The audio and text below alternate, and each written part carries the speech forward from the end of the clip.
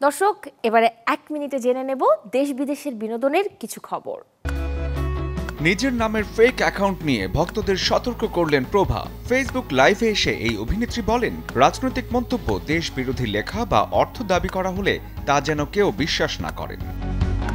তরুণ শিল্পীদের নিয়ে চলচ্চিত্র নির্মাণ করলেন নবীন নির্মাতা মাহমুদা সুলতানা রিমা। ওটিটি প্ল্যাটফর্ম চরকিতে মুক্তির অপেক্ষায় থাকা লিটল মিস কাউস নামের সিনেমাটিতে অভিনয় করেছেন সালমি নাওভি ও সাদনিমা বিনতে নোমান। ভাই বোন হয়ে পর্দায় আসছেন কৌশিক সেন ও কোয়েল মল্লিক।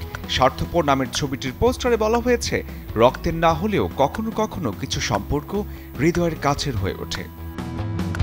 ৩০ কোটি রুপি বাজেটের ছবি লোকা চ্যাপ্টার 1 চন্দ্রা মুক্তির ২৭ দিনে আয় করেছে ২৮০ কোটি রুপি, আর এতেই মালায়ালাম ইন্ডাস্ট্রির সবচেয়ে আয় করা সিনেমার তকমা পেয়েছে সিনেমাটি।